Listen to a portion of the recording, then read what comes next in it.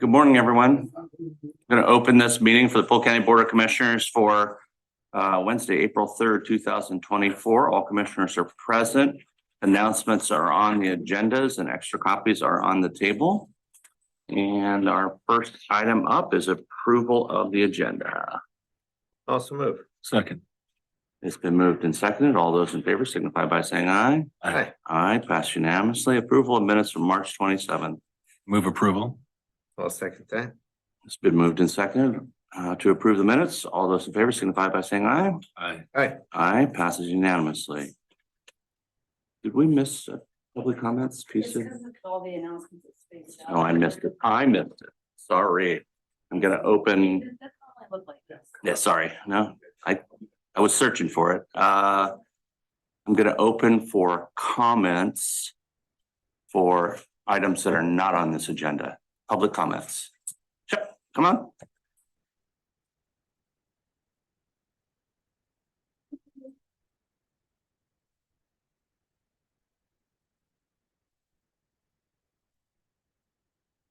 Mandy Strauss, 611 Southeast Rosewood Lane, Dallas, Oregon. First of all, on my last time visiting, I wanted to apologize for being a little snippy when you said 3 minutes only. My mom always taught me not to do that, and I listened to the recorder. I thought, I want to apologize. So, I'm sorry. No worries. I just wanted to follow back up with you. I was out of state last month a couple times, and so I didn't get a chance to get back to you on Mr. Smith and Mr. Hawk disagreeing with what DPSST shared with me and how they handle the situation. So I just wanted to give that to you in response to what they told me, that initiate personnel investigations into allegations of misconduct committed by public safety officers are the responsibility of the employing public safety agency or business. Sorry. That, but. Oh, okay. I can't hear you back Sure. there at all. So what they explained to me and the documentation that they gave me in regard to my comment of when a complaint was opened against a former Polk County deputy jester, that it comes back to the initiation, to the agency to do the investigation. Mr. Smith and Mr. Hawkins said that wasn't what they believed to be true. But that's what I was told. So I went back to the Department of, and they gave me this information. So, okay. So that was, did you want that? Can leave it with Nicole. Okay. Madam Chair, we still can't hear her. Oh, okay. I'll try to talk up. Sorry, I just got braces last week. I'm still adjusting to, Sorry about that. no, that's okay. That's okay. I will speak up. Sorry. Also, and then my other item, I just wanted to ask a question or bring to your attention was, when Sheriff Garten was here, I believe on January 16th, there was a couple things that are incorrect in the report, and I didn't know if there was an updated report that we could get. This just came online for the public to view. And Commissioner Pope asked the sheriff if he has a report that can share with the youth crimes. Do you have a copy of the report? Oh, good. Okay. So over here on the youth, on the question that you asked regarding 24 youth, it does state that in the report, the total juveniles arrested referred were 52, not 24. I see there's 24 person crimes, but are these, my question is, I mean, when there's crime, and the question being what the youth crimes are, there's total 52. So I'm just wanting clarification on that if possible. And then Commissioner Moorhorst, you had said there was 194 people who were booked 5 times or more. And you clarified that with Sheriff Garten. I don't see that in the report. Was there another report for the public to view for 5 times or more? It shows 4 times or more. I'm not sure. You could have been online from our meeting. It wasn't. That's why I'm I'm not sure. Can you repeat that statement again? sure. So Sheriff Garten presented his report of what he had, not the end of the year report, but the numbers. And you had pointed out, because you wanted to talk more about the 194 people who were booked 5 times or more. And I don't see that in this report. There's 4 times or more. And that number is 278. Well, 4 times or 5 times, there's Well- recidivism is what I was after. Okay, I just want clarification on the numbers for the reports. If you look at the reports, What page you on? 9. And I don't have those numbers. That's why I was asking. Yeah. So, It's just numbers are different. So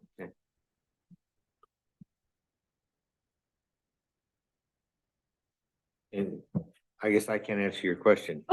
okay, that's fine.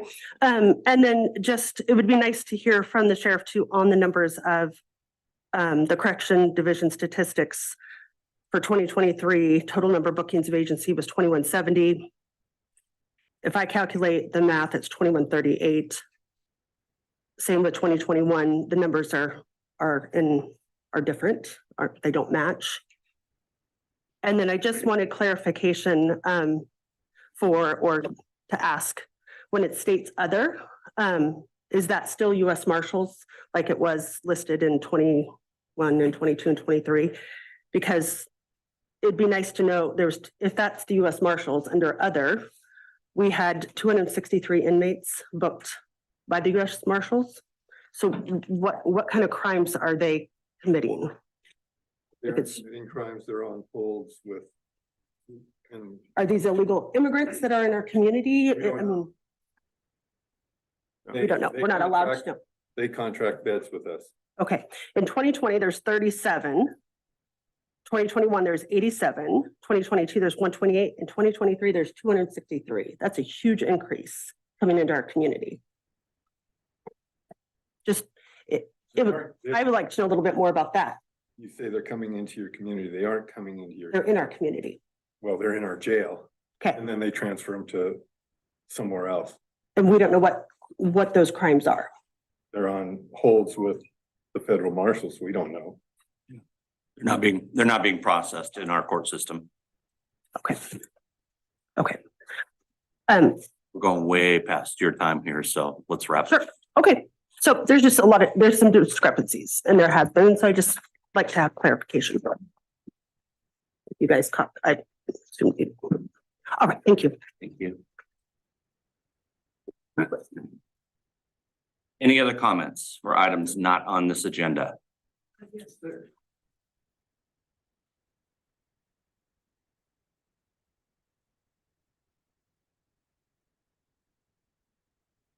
Do you have a sign in here?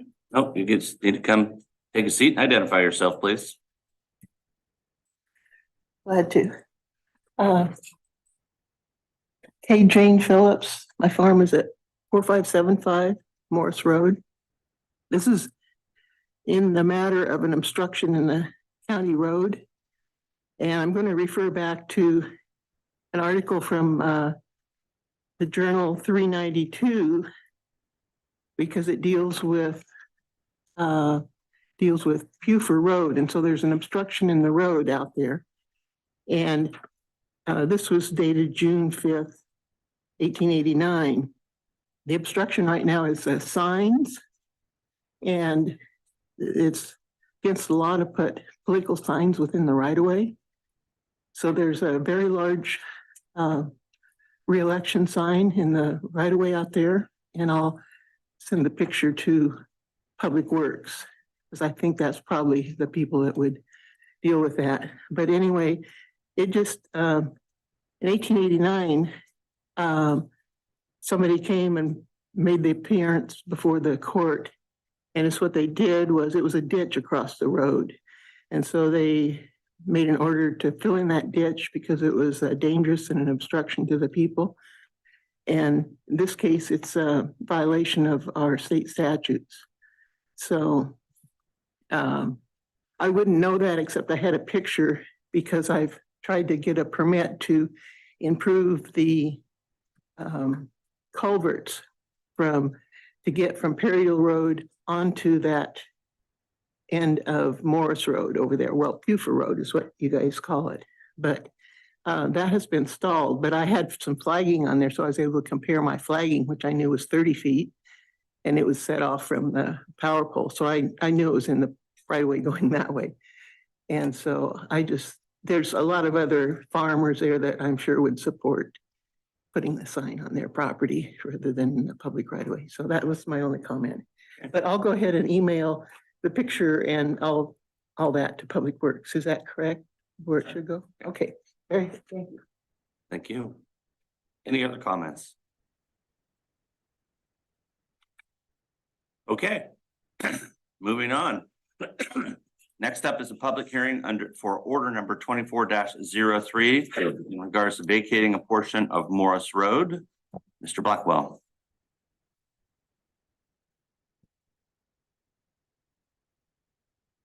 Oh, I guess I have to open the hearing.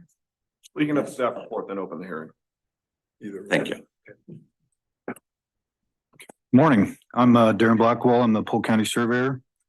We're here to hear testimony for the potential vacation of a portion of Morse Road. It used to be called or it was originally called the Pewther Change to John Morse Road. Now it's just a piece of Morse Road. We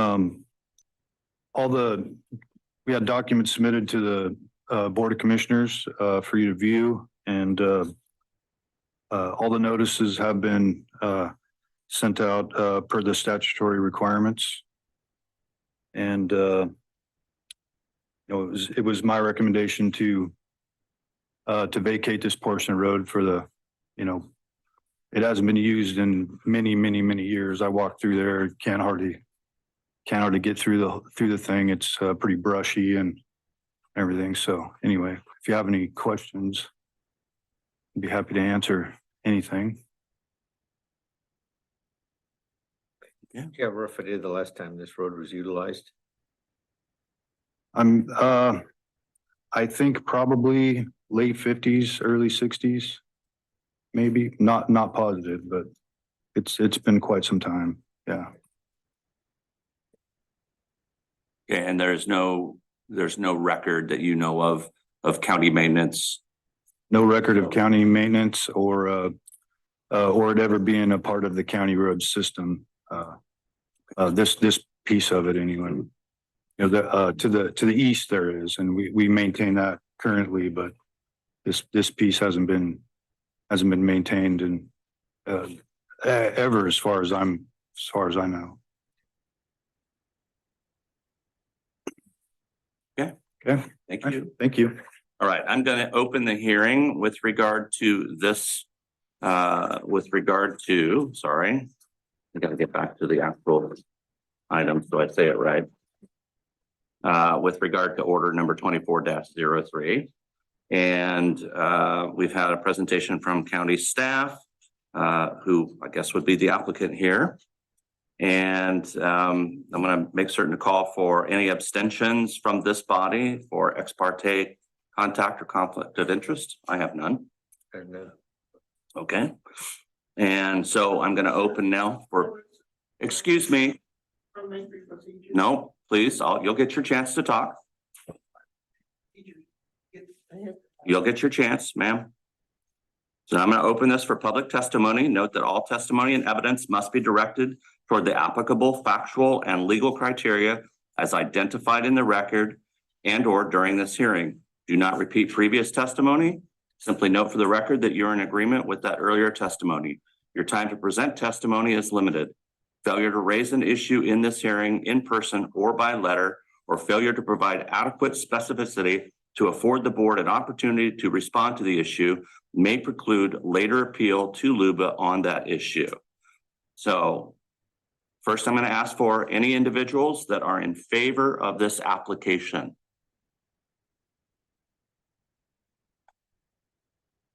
So if you're in favor of the application to vacate this road, I'm asking for testimony. If you have testimony, please come forward.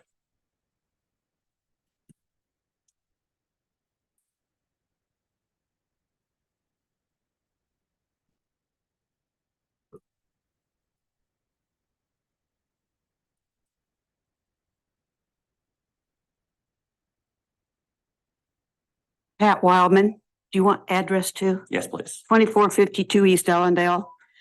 As I understand it, I agree with the fact that this area has been, there's nothing done to it for years. But the one thing I don't know if you're aware of, there is a tree right in the middle of this road that is 12 inches around. Been there a long time, testifies for itself. Thank you.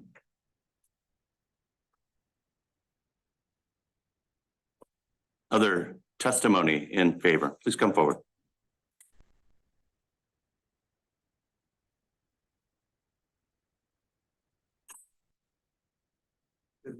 Morning. Rich Moore, 4600 Perrydale Road. My wife and I own the property just south of the road that's proposed to be vacated on and just west of the second dog leg there. We've lived there for 18 years. And in comment to what's already been said, the trees are thick in there. It has not been used in the time that we've lived there.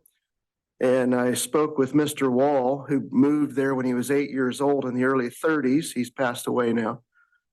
And he told me that the road was used when he was a boy seasonally, got muddy in the winter. You couldn't even drive through it. They called it the cart path.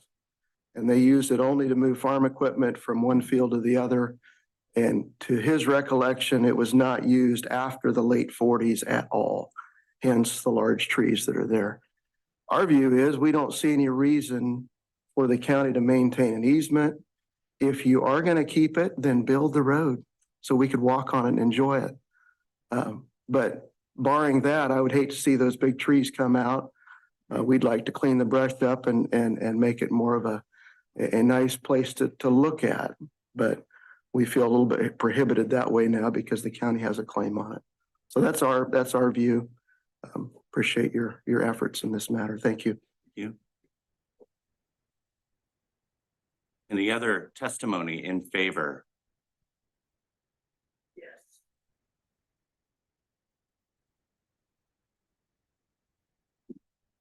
He's done.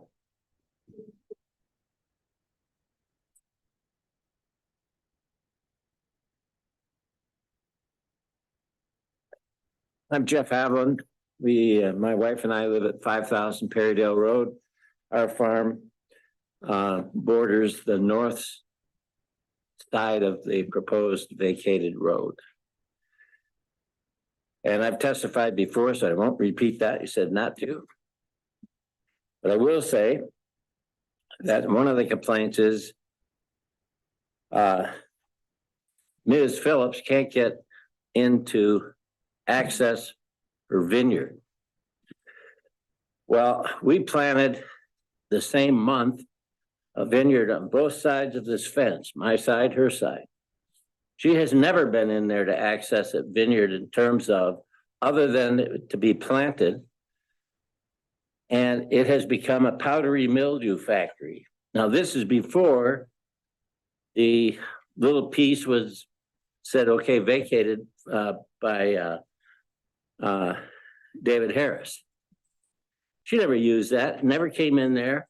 And now I have to fight powdery mildew like you can't believe because she doesn't take care of her grapes. And she has access. She can get in there, as I've already testified about how. So all of that is moot, means nothing to this road. And I wish you would get in there and take care of these grapes because it costs me money every year, about $2,500. I've asked to go to mediation over this. She refused. I don't know what to do other than sue her, which I'm not going to do right at this point, too expensive, but it's baloney. Thank you very much. Thank you. Any other testimony in favor? All right. I'm going to now switch to testimony in opposition.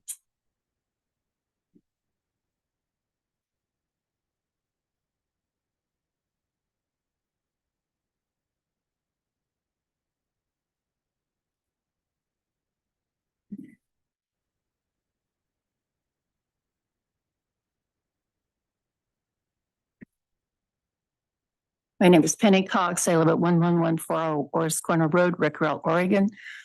And I'm coming here to testify as a part of the public. And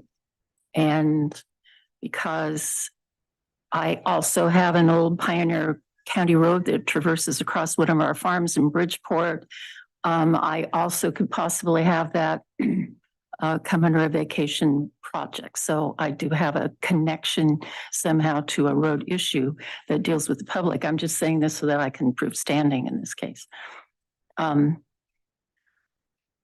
This case is really not about a 12-foot tree in the middle of the road or about whether the road has never been used. It has a very long history of going back to the 2303 vacating of Morris Road and public testimony and court opinions that were given by LUBA, by the appeals court in that case, and comments made by county council. In the first, in the petition to dismiss the case before LUBA, county council said that this has never been a county road. The right-of-way has never been maintained, and therefore it's not a county road. It all comes down to the issue in both these cases, Puther Road, Morris Road, is what is the definition of these roads? They were built in 1884 and 1889 by petition by resolution. They were never dedicated. They were never given any ownership to the county. They were done by an old process that was petitioned by resolution. The counties at those times never had ownership. They never maintained them. Therefore, it is very, very difficult knowing that there is no ownership by the county to be able to overlay ORS 368, OAR 660, and all the rules that have to do with vacating roads in a legal issue to be able to say that you have authority to vacate the road. And until that issue is solved, which is now also in an appeal before the Supreme Court on that definition, I feel that this whole issue should be tabled or else not considered at all and rescinded this request until some of these issues are resolved, because it's just going to go through the appeal process again. On a definition, if you approve to vote for this vacating, it will once again be appealed and it's going to go through the whole process. There are court cases that have come up since the appeals court in Phillips versus Polk County made their decision, and that was Marks versus LCDC. And that shows that it is a land use issue, some road vacations. And I've included lots and lots of testimony about it in my opinions. I hope that you'll read them, even though I've got pages of court cases in there and opinions. There has to be a definition set aside from community feelings, communities over farming, communities, everything. There has to be some legal decisions made about your authority, any of your authority to be able to vacate this by going over the original wording in the petition for resolution, not dedication, petition for resolution for Puther Road and Morris Road in 1884 and 1889. They had different rules. The county had opportunity. There were 3 opportunities in the last 130 years for counties to be able to access these old pioneer roads into their system. One was 1919, one was 1957. And there was another one over taxes in 1966.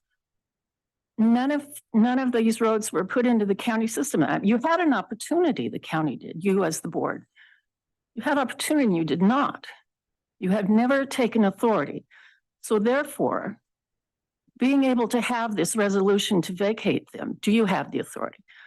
Okay, so here is a picture going back to Morris Road, also in the Lubin Appeals Court. They said that, well, she doesn't need Morris Road up there that was Order 2303 because she got access off of Perrydale Road.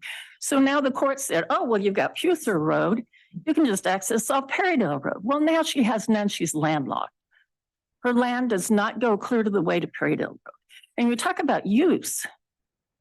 There's also court cases that talk about potential for use. You take Puther Road and Morris Road out of here, and she has no opportunity for a future use of necessity, according to OAR statutes. If it just goes back to the landowners, then she has had a future use denied her. In your own Oregon County road manuals, it talks about takings.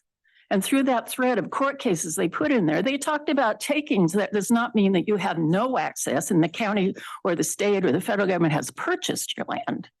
It says that if you have no longer certain rights, she has the right in the future to be able to have a road by necessity to access her land that is not on Perrydale Road, but her land is about 130 some feet or something east. I'm wrong on that, 900. I don't know. It's irrelevant. Her land is not a but. And we use the word abut in ORS 368, abut, right of ways. Abut means that you own the land and the property owners, when it's vacated, it goes back to them that was original. You do not own this land. The property owners still own all of this land underneath these roads. There is an impossibility for her to be able to access her land. Here's a picture. He talks about I'm really upset about this, so pardon my shaking, but this is really irritating. Here's a picture of her not able, after Havlin put in his 20-foot road access. He put a wheat field in, which was Morris Road that you vacated. How long? Oh. Havlin never planted wheat since he's lived in. I don't mean Havlin, I mean Minnesota. I don't mean Havlin, I mean the other owner, Harris. Okay, so you vacated it, you gave her 20 feet of a road that wasn't even the original survey of Morris Road, you gave her 20 feet. So here she is trying to get into her vineyard and she can't get past his wheat field. So maybe there is powdery mildew, there's no evidence, he's never brought any evidence in, but wouldn't it be lovely if she could get in there and get a big wide sprayer in there and spray her vineyard? Wouldn't that be lovely? But she can't now because she has no access from Morris Road. Beaufort Road, she still, if it maintains in its certain status as it is now, she has the ability to develop. You vacate that, there is no other way for her to access these roads. There's plenty more, and I've filled up pages and pages on it over there. There's a court case in Lincoln County that talks about how because the owner did not give consent to vacate the portion, which is part of ORS 368. Therefore, they annulled the vacation. The one owner did not give consent. She has never given a consent to this vacating nor to Morris Road, and that alone should stop right now any vacating or consideration of vacating this road. The history of these old pioneer roads is very easy and simple. They simply needed to get their products to market. They needed to get through Morris Road. They needed to get to Sheridan. They needed to get to Eola so they could get to the river, so they could get products to Portland. It was a market road. Excuse me, it was not a market road. Market road, this definition did not come into play until 1916. Prior to that, these were roads by petition. Some were by dedication. This road was not. There is no word of a dedication, abutment, right-of-way, ownership by the county. But ORS 368, that's all they talk about because they assume in those laws, they assume that the county or the government or somebody owns these roads. There is no provision in the current laws or the OIR rules that take into account these old pioneer roads that gave no ownership to anyone and retained ownership, but they needed to have permission for these roads to go through the county process simply so that people would go from fence to fence and they would not trespass over more into their own land. That was the whole purpose of it.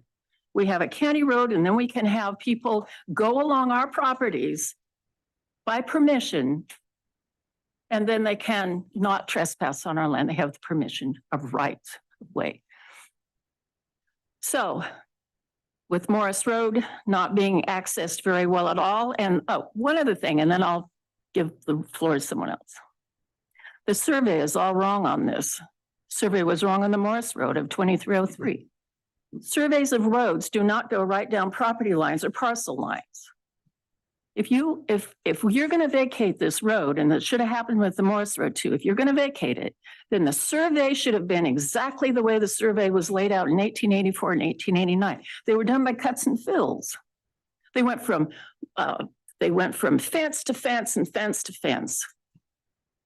If Harris would not have been allowed to have had his 20 feet, according to the parcel survey at the time done in 2022 on the vacating of Morris Road. If they would have just not come in, oh, here's 20 feet on this side of your parcel, here's 20 feet on this side of your parcel. Okay, here, Jane, you got 20 feet. That wasn't the original survey. It was cuts and fills. She had to go from one side of the road to the other side of the road. Now, with just an arbitrary 20-foot down a survey like you've got here on the map of the Puther Road, it's not that simple. The cuts and fills, if there's a big tree that's 12 inches wide, there's plenty of room on the other side. And how do we not know in the survey that that is even in the middle of the road or that it's not more to the side? How do we know? Because nobody has ever gone back and resurveyed and shown exactly on a map exactly what was the survey of these roads, either Morris Road 2303 order or this road.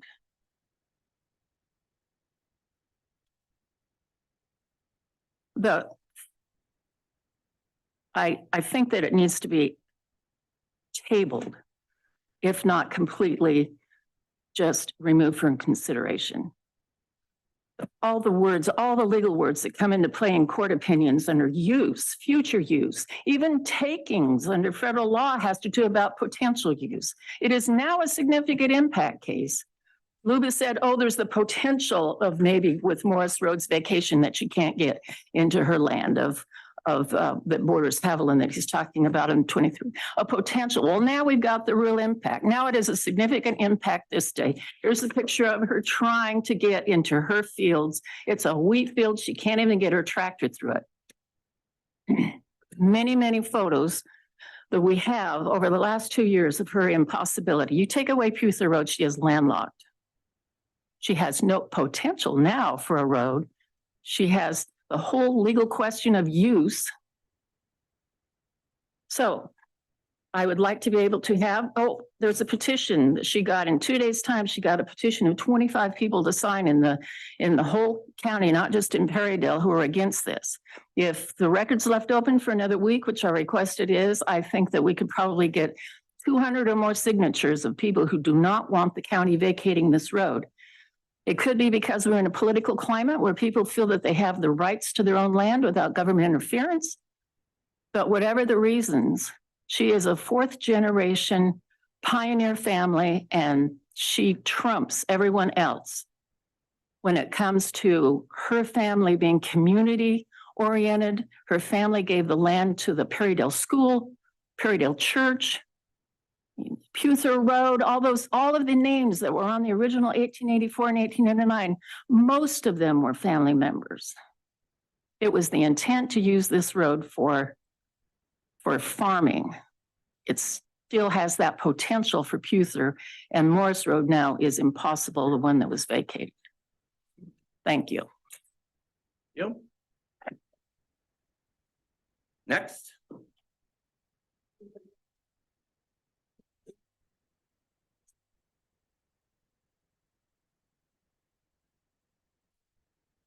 Well, first of all, before I start my testimony, the reason I asked for a parliamentary procedure opinion was to see if the person that put the re-election sign on the road for this hearing, where they're sitting now Has no listening. relevance here, ma'am. It has nothing to do with this hearing.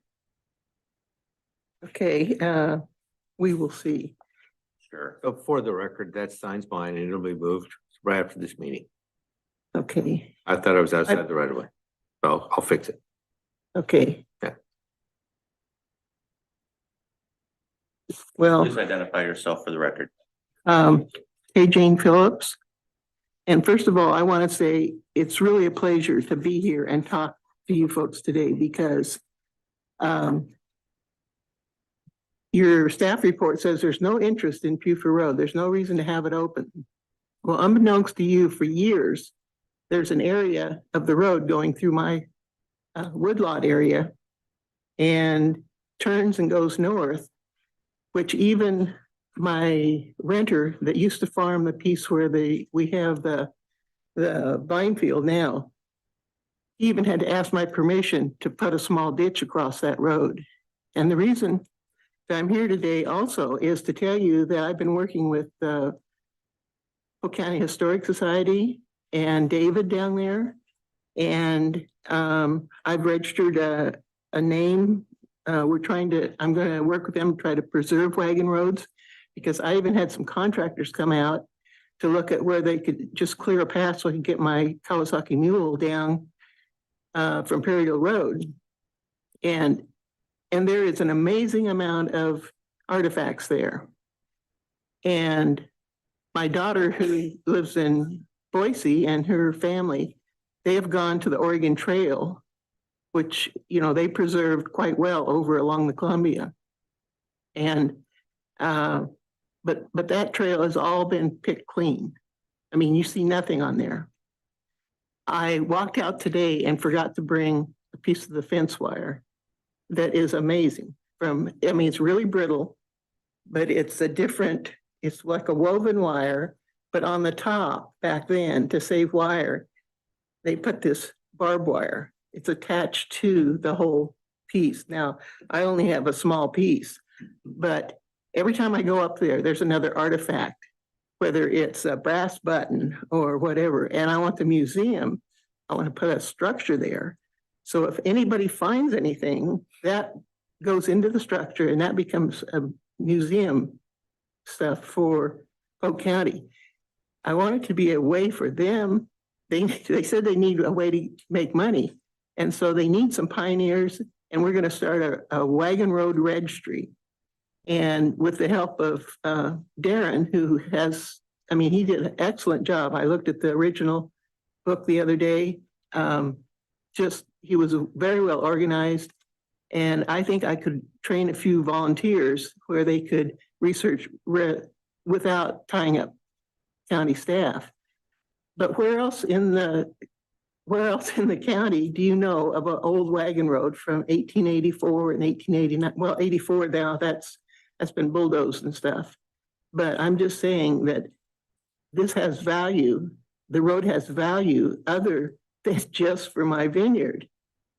And I'm also going to ask for the record to be held open, because I want the renter that had to come to me for permission to dig a ditch across that road. And the fact that people keep saying it's unimproved. Well, the thing is that if you went through there with a buggy horse and Doc was in a hurry to deliver a child someplace, that's why there's no record of the county maintaining it. The road lies across the land of the owners as an easement. The requirement of the easement is that they maintain the road.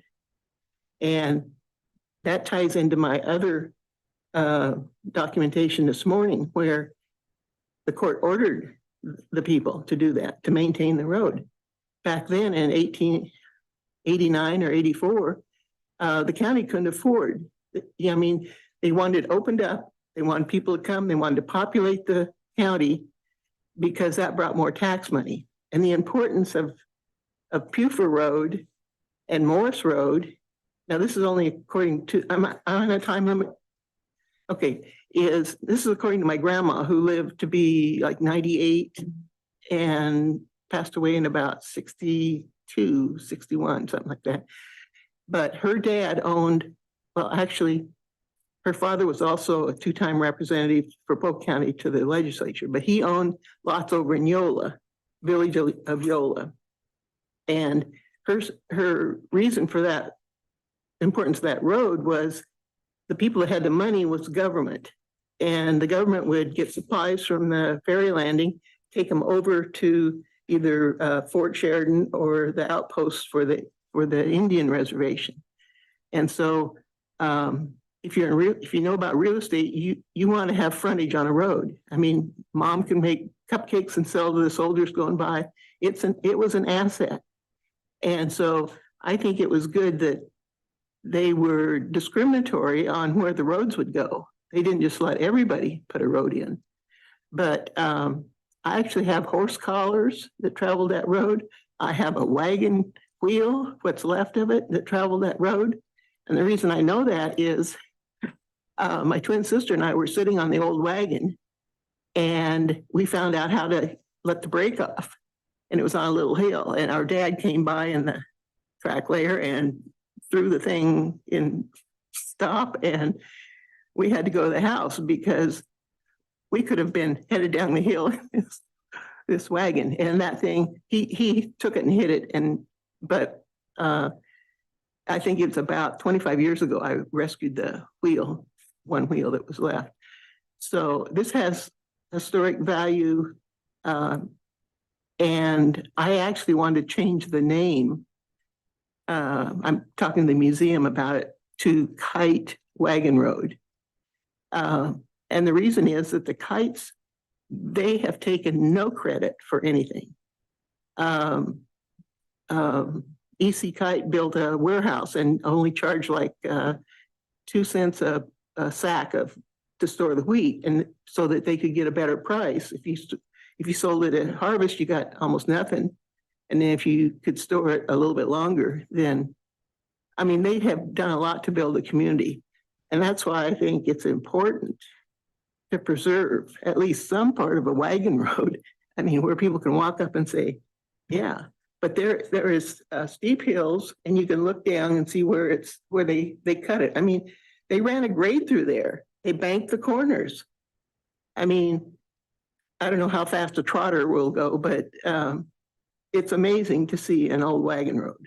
That's all I'm saying. And I worry we took my dad's old combine, which had been horse drawn, and my brother took it up and put it beside the part of the old road. And it's just because what do you do with old implements? And it just tied in with, we'd go up, take people up there for whatever reason, and they're, oh, what's that? And go look at it. And it's almost exactly like the John Deere one that Harlan is on down here in the hallway. It's very similar to that model of old combine. And there's some other things in there. There's also remains of probably a Model T.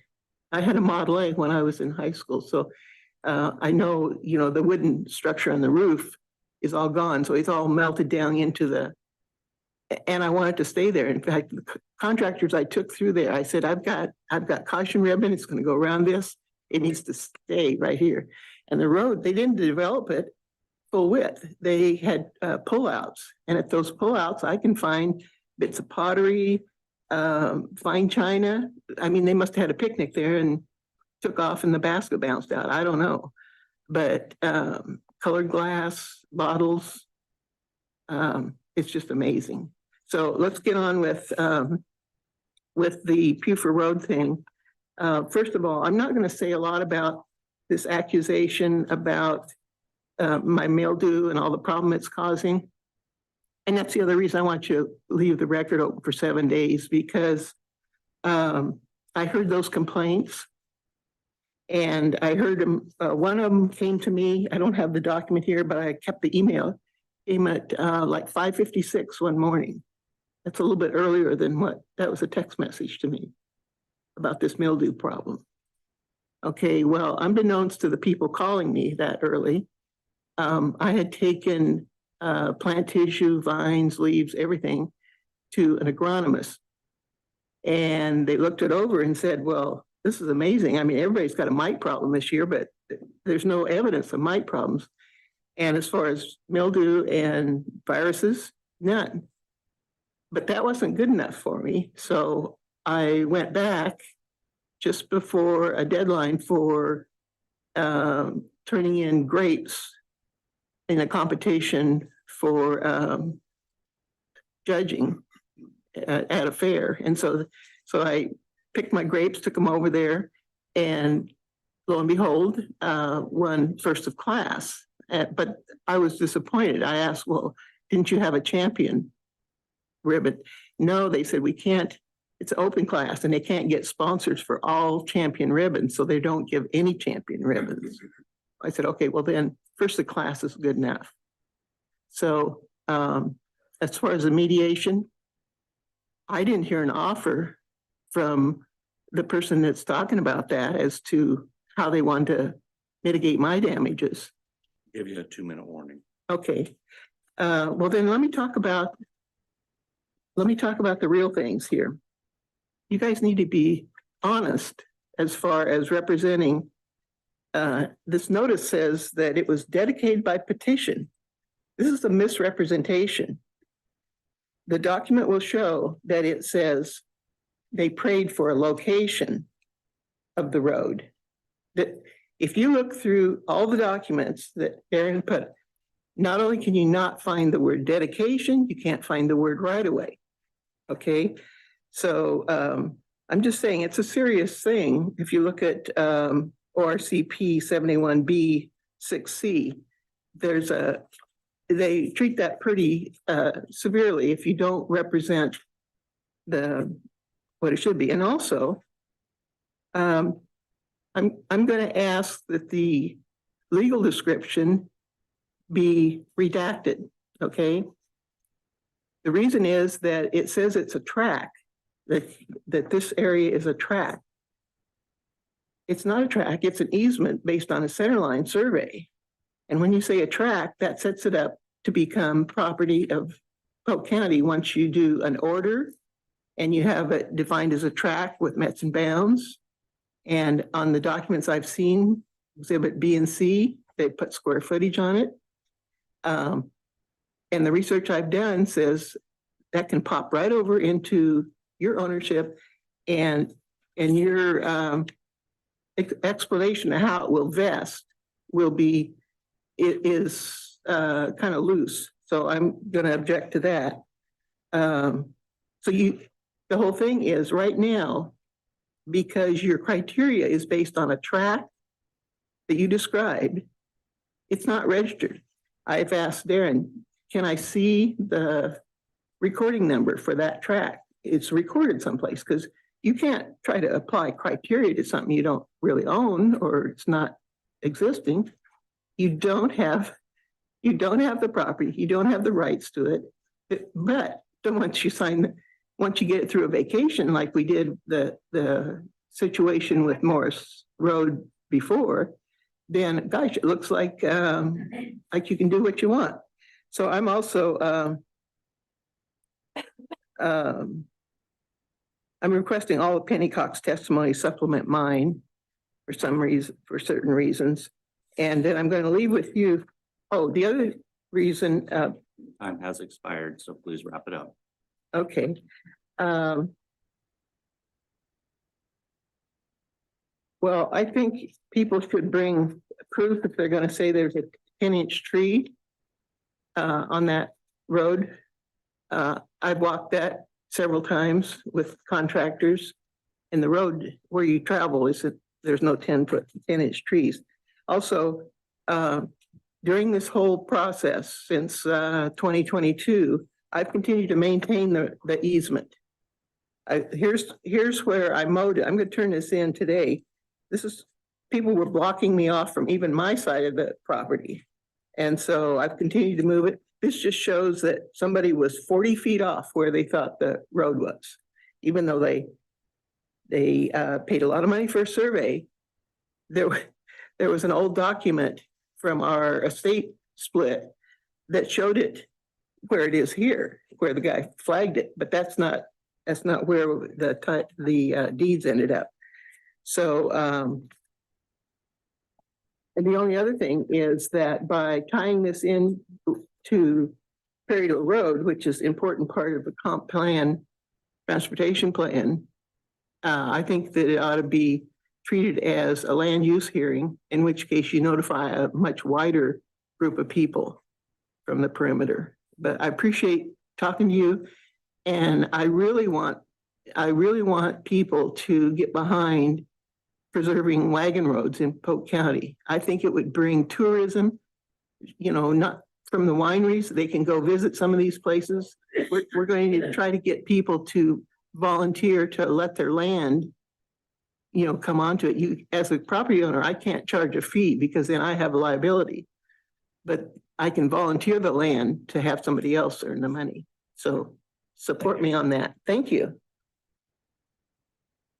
All right. One last call for public testimony in opposition.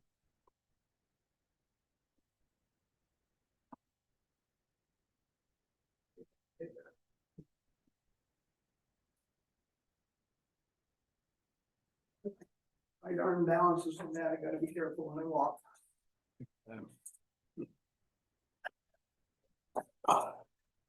My name is David Hebenthal. I grew up in the area at 43, currently is 4355 Peardale Road, Hebenthal's, which is about a quarter mile south of the west end of Morris Road where it joins Peardale Road. When I grew up there, the road was not used and it was basically not used. I walked to Wayne Phillips a couple of times down the road. But back in about 1912, my dad would have walked a cow from Bunk's Corner to Sunny Slope Road to get to the property that my grandpa had bought that had joined the Sunny area up there. But he would have walked through what the Morris Road right away would be that's being abandoned now. So I don't have a lot to say, except I know it was used there. But what I'm saying is that if there is property owners that adjoin the right of way of a public road, it should not be abandoned unless every property owner that adjoins that road agrees to it, because they have individual rights and it would be taken away their rights. Thank you. Thank you. Okay, any other testimony in opposition? Okay, so do we have any rebuttal statements by the county? Okay. Questions from the board? None for me. Okay. All right. I am going to close this hearing and we're going to determine whether or not we want to hold the record open. So suggestions? I suggest we do. It's 7 days or 14. It's up to, I could go either way, but I do suggest we keep it open. We received some written testimony as late as yesterday. So would like a little more time to review and for the public, any members of the public to provide additional. I would agree to that. 7 days, I think would be sufficient. So for procedure, Mr. Smith, can we hold the record open for testimony for 7 days and defer the board's decision or review for 2 weeks? Yeah. So that would be my preference. That makes sense. Second that one. Okay. And can you arrange that then with staff for the calendaring that to happen? Will do, sir. Okay, so I'm going to close the hearing and we will announce our date for deliberation and decision as, should it be 2 weeks from now? Can you help me with that date for the record? 17th. 17th. The 17th. Okay, so we will at least deliberate on the 17th. So, all right, that's it for the hearing. And Sheriff, thank you for your patience. Are you still willing to give us a presentation? Absolutely, thank you.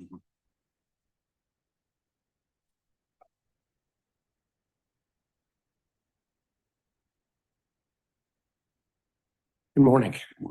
So, I got like 6 different topics that are pretty short. Our first is the Humane Society, or Oregon Humane,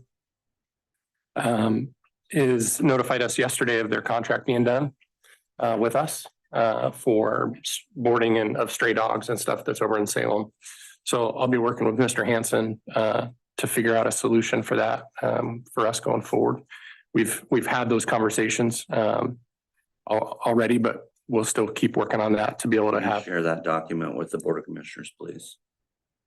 Yeah, it got sent in late yesterday and I haven't sent it out to you guys yet. Yeah, It came. I didn't actually get it. It was sent to Morgan. So, So we're starting to staff up for Marine Patrol for the summer, which starts Memorial Day. We have one of the best programs, seasonal programs in the state, just based on our numbers, the Marine Board's comments. And so we're really looking forward to getting this going. Again, we're going to have safety inspections. We've got little clinics that we're going to have pre-season for people to get their boat inspections done and all that, and no cost or anything like that, and then get it done before they hit the water. So that's going to be coming up at the end of this month and beginning of May. Hiring and staffing. We have a new deputy that starts in about 2 weeks, and then he goes right to the academy. Actually worked out perfect for timing. We just had one graduate on Friday from DPSST who's already solo, so he's back to work. Take that back. He's on his days off, but he'll be back to work. And he's already solo, so he just fills the slot and helps us back get to staffing. And because of that, we're able to promote one of our deputies to Detective Aisha Ruiz. She started in 2 weeks ago as a detective. So we have 2 detectives now. We've been down to 1 for the last year or so, but our staffing has now allowed us to promote somebody and get that spot filled. We have another graduation of a deputy at the end of April. He's not solo, but he'll come back and finish his field training. And then we have one currently in FTEP that's certified from Colorado that's came here. He's currently in FTEP and he'll have to go to a 2-week academy. He doesn't have to go to the full 16 weeks, so which is kind of nice. In the jail, we promoted one of our control room techs to a deputy starting today. Yasmin Torres is her name. She's only been with us for a short time, but she definitely has the ability to do a deputy position, and that's what she really wants to do. So it's a good opportunity. We do potentially have 2 people leaving, one for OSP and one potentially to the academy for a full-time job there. Those won't happen till midsummer though. So we have a couple people in the hopper that are ready to go for those positions if and when they do actually leave. So we're in a good spot. All that to say, we're in a good spot for our hiring and staffing compared to what we've been in the past, which a lot of our time and effort is spent in hiring and retention and our staff. So talk about a couple of recent cases. We're still actively working the homicide that the body was dumped in South County. It's still very active. We're doing search warrants. We're doing interviews, and we'll get to a point where we can take it to grand jury. But it's a tricky case, but it's coming along well. And about 2 weeks ago, on the same weekend, we had 2 different shootings. One is accidental. The other one came in as accidental, but there may be a criminal element to that. And that's something we're actively working. So we've been quite busy with higher need cases than what we typically get. Let's see here. In the jail, we're adding food ports. It might sound simple, but we're adding food ports to 16 different doors. The food ports allow us to put in trays or pass things through, so we're not necessarily face to face with an inmate. It's overall safety of staff and inmates for that matter. 2/3 of that cost is going to be paid by CIS through our insurance provider. Half of their half this fiscal, and then after July they'll do another grant for us for that. So 2/3 of that will be paid for. It's about $15,000 total, grand scheme of things. We continue to see high volumes of emotionally disturbed persons inside our jails, inside the jail, and our needs are high for those inmates, and it puts a toll on the staff and our medical staff there to be able to provide the best care we can. But we're also not a mental health facility. So we got to try to balance that to be able to, whether there's people that, need to be civilly committed or need to be housed elsewhere into the community, into residential treatment. We have staff that look at that on a regular basis and find good outcomes for those people that are high needs that don't necessarily belong in jail, but they need to be held accountable too. So it's an active thing that we had. We had just from one of those incidents, we had a soul on a staff about 2 weeks ago. She's okay, but still that need is high, and that creates potential safety issues inside the jail.